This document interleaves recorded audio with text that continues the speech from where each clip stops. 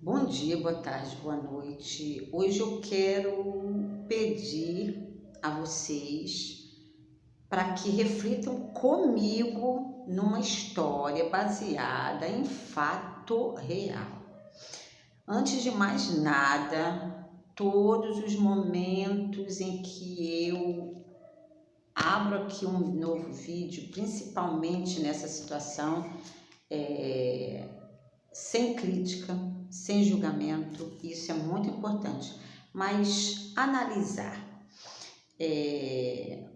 Maria desejava ser mãe, é o desejo de uma série de mulheres, dependendo muito da situação, porque atualmente muitas preferem aguardar, não é verdade?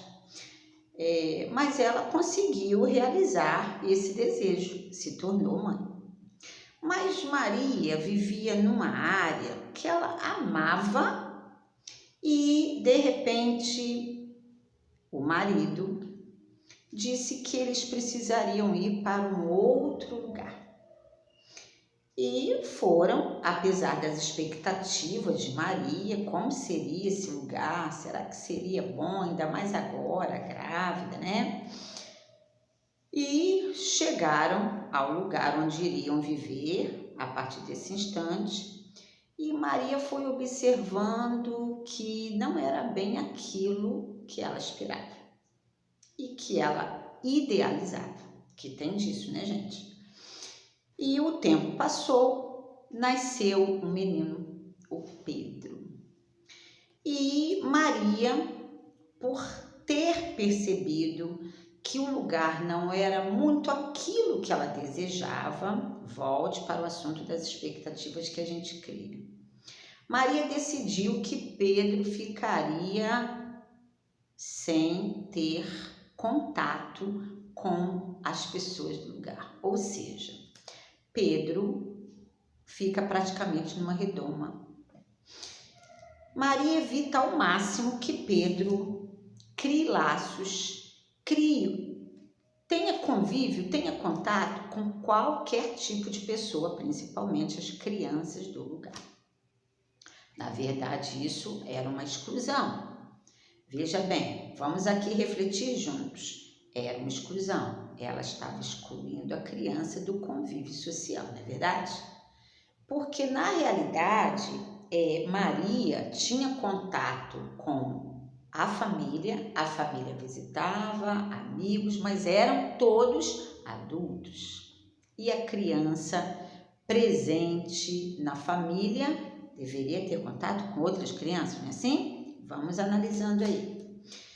Quando chega a idade escolar de Pedro, Maria o coloca na escola mais próxima. Na escola, Pedro começa a desenvolver um tipo de comportamento que é denominado, é colocado como antissocial.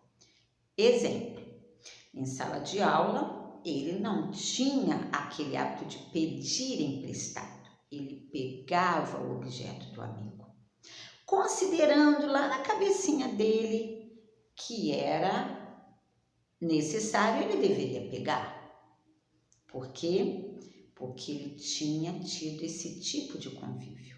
Ele não havia aprendido a pedir emprestado. E nesse vai e vem desse comportamento considerado antissocial, a professora reclama para a direção sobre o comportamento do Pedro. Pedro passa a ser, entre aspas, rejeitado devido a essas atitudes. Além de ser, entre aspas, rejeitado, ele passa a ser rotulado como uma criança desobediente, uma criança desajustada, uma criança mal educada e por aí vai. O que geralmente a gente realmente, às vezes, a gente faz, não é? Rotula, faz aquela crítica, sem de repente imaginar o que está por trás desse tipo de comportamento. O que está por trás desse tipo de reação em grupo. O ano letivo chega ao fim e olha que interessante, Pedro foi aprovado. Hoje admitido a uma nova série. Porque de uma forma contraditória, apesar do tipo de comportamento antissocial, Pedro era excelente nos conteúdos de todas as disciplinas. Ponto de interrogação, né? Assim, ele é admitido à nova série, mas com uma observação para o professor, que ele deveria ser observado, que ele era diferente, que ele tinha esse comportamento. No ano seguinte, a nova professora, recebendo essa observação sobre esse aluno dela, procura observar o Pedro no decorrer das aulas. E a partir desse instante em que ela já tinha sido avisada sobre o tipo de comportamento de Pedro, ela decide fazer uma coisa diferente. Ela chama Maria na escola para que as duas conversem a respeito de Pedro. Quando Maria se vê diante da professora, a professora narrando as coisas que estavam acontecendo, Maria cai em prantos, dizendo que a culpa de tudo aquilo era dela. Na verdade, a gente usa muito essa palavra culpa, não é verdade? Que é muito pesada, não é, gente? Quem esteve do lado, quem compartilhou, todo mundo via. Vamos, mais um ponto de interrogação. Mas, mediante o comportamento dessa nova professora, numa nova turma, um novo ano de escolaridade de Pedro, houve uma grande mudança. A família de Pedro, mais a escola, se uniram para trabalhar o comportamento de Pedro e fazer a diferença, fazendo Pedro ver como era o, entre aspas, social, que ele deveria pedir. E a longo prazo, família e escola caminharam juntas e conseguiram sucesso. Pedro cresceu, formou-se e hoje é um profissional capacitado, responsável e comprometido.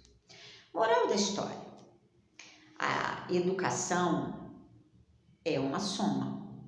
Houve a ação da família mais a ação da escola. Agora, vamos parar para pensar. Nisso tudo, em toda essa história, houve amor por todas as partes, né? Mas poderia ter sido diferente. Como assim diferente, Genilda? Vamos imaginar a história de outra forma. E se continuasse a haver aquela exclusão de Pedro? Se excluísse Pedro? Se continuassem os rótulos, desajustado, desobediente, apesar de ser um excelente aluno em conteúdo? Mas o aspecto social, no início, falou muito alto. É aí que eu quero que vocês parem para pensar. Quantos Pedros existem nesse momento, não só aqui no Brasil? Quantos Pedros existem pelo planeta Terra? Sendo rotulados, sendo rejeitados, sendo excluídos. Conclusão: o nosso papel nesse planeta que está totalmente transformado, foi o que eu falei no vídeo anterior, exige uma nova postura da gente. Por que a exclusão? Ah, mas é porque dá trabalho. Mas se nós queremos realmente trabalhar, realizar um serviço com vontade, ter essa vontade exige de mim realmente o trabalho. Que na realidade eu prefiro substituir a palavra trabalho por serviço. Está na hora da gente trocar essas formas da nossa fala, não é? Vamos parar para pensar. Espero muito, muito de coração que vocês realmente pensem. Será que tem Pedro aí perto de você?